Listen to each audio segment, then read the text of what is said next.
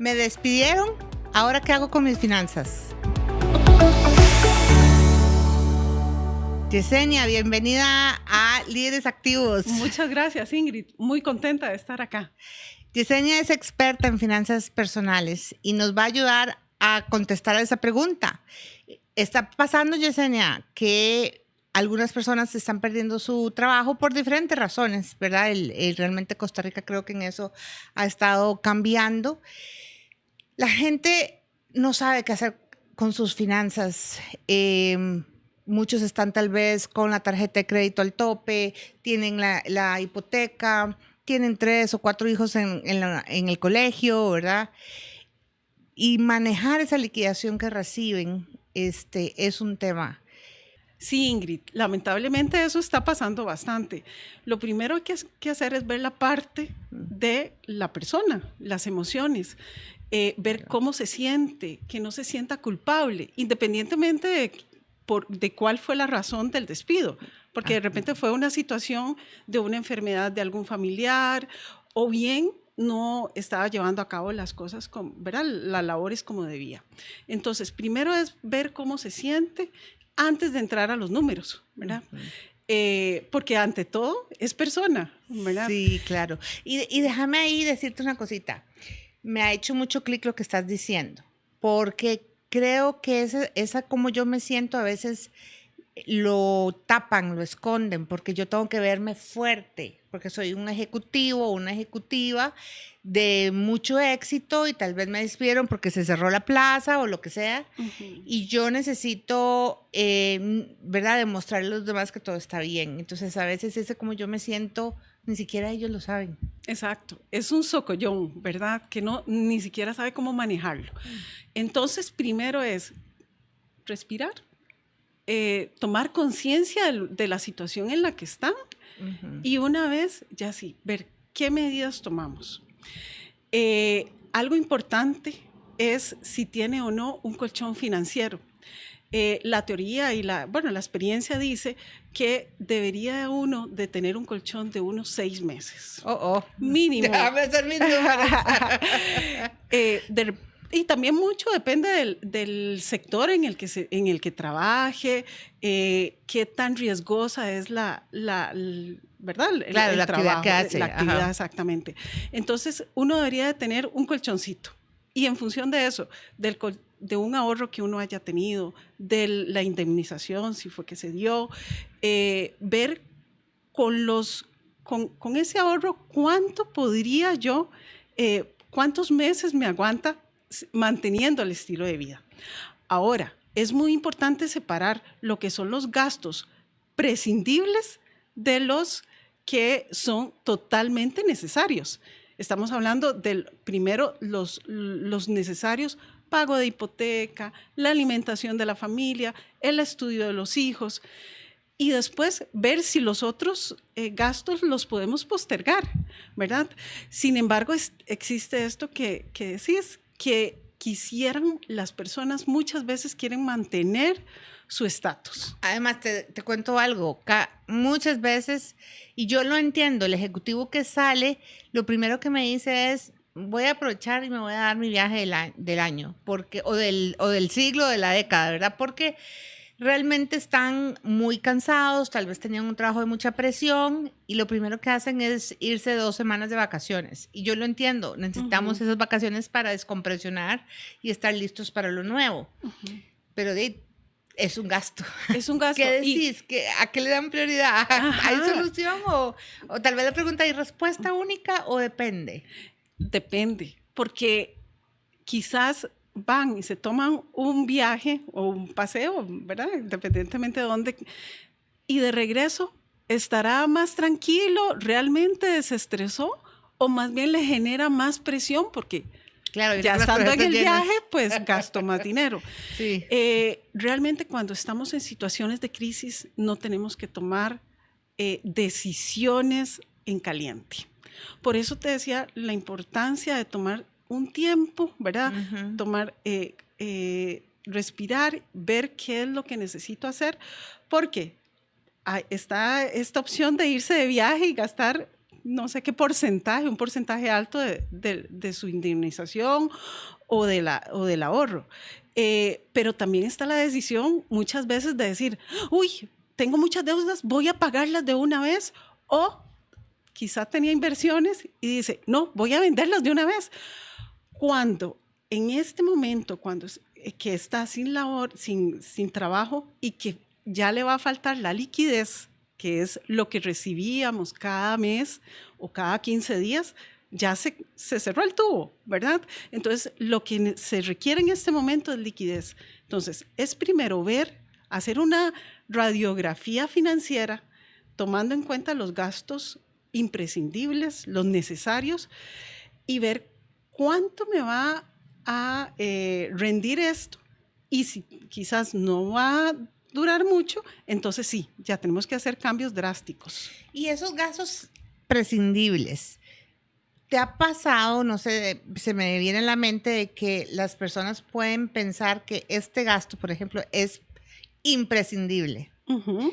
Y que requieren como de esa coaching, tal vez como para darse cuenta de que pueden vivir sin eso, que no es tan imprescindible. No sé si hay algunos gastos que sean como más usuales que veas que la gente no los deja de hacer. Sí, claro. Pasa muchas veces para los ejecutivos que quizás tienen un montón de membresías, están acostumbrados a estar pagando su club vacacional y no quieren, o tienen un vehículo de alta gama, no quieren dejar de tenerlos. Claro. Pero realmente las decisiones inteligentes son ver cómo puedo vivir hacia adelante, porque está la falacia muchas veces de que siempre he sido muy carga y me voy a obtener un muy buen trabajo en términos de 4 meses, cuando vos sabés que eso no es la realidad. No, yo siempre le digo a todas las personas que encontrar trabajo puede tomar de 6 meses si es que hay alta demanda por tu perfil y el idioma, etcétera, hasta 1 año, porque solo un proceso de selección puede durar 6 meses. Efectivamente. Entonces, quizá lo más inteligente es hacer cambios en los gastos, ¿verdad? Ahora, muy bien, hay mucha literatura de finanzas, mucha. Y de repente van a una librería y dicen, este es lo que me va a dar los tips. Pero para cambiar, primero tenemos que tener la convicción de cambiar. No es simplemente leer, porque bueno, todos sabemos a nivel de salud qué cosas son buenas y qué cosas son malas. Y sin embargo, siempre nos damos permisos. Entonces, pasa lo mismo en finanzas. Y dime una cosa, se escucha mucho de que hay que reducir los gastos pequeños, como el café de la mañana que compras, no voy a decir dónde, sí. ¿verdad? Que te lo compras todas las mañanas, o que te tomaste un vinito con amigos, o saliste a comer con alguien, ¿verdad? Que son gastos muy pequeños. Los gastos hormiga. Los gastos hormiga se le que llaman. Al final se vuelven una montañita. ¿Realmente son ese el problema? ¿O el problema es esos gastos grandes que tal vez puedo evitar, como decís, tal vez no negociar para poner en pausa, digamos, renegociar un carro o incluso la hipoteca, ¿verdad? Todo suma, Ingrid, todo suma, porque esos pequeños gastos, un café con una pequeña dona son 3,000 colones diarias. Y si pasas, si estabas acostumbrado a pasar por ese tipo de productos todos los días en la mañana y ahora que estás en la casa, pues salís a darte una vuelta y querés comprártelo, eso sumémoslo, o sea, son 15,000 a la semana, 45,000 colones, pues en cuestión de 3 semanas, 60,000 colones al mes. Entonces, cuando ya viene a fin de mes y tenés que pagar una hipoteca, quizás una prenda del vehículo, y importantísimo, la educación de los hijos. Un consejo que yo siempre doy es, antes de que se empiecen a dar problemas ya de liquidez y que no puedes pagar, es importante pedir ayuda, bajar el orgullo y decir, bueno, más bien son decisiones inteligentes, voy a ir y hablar con el banco. De repente me pueden bajar la tasa de interés o me pueden hacer una refundición de deudas.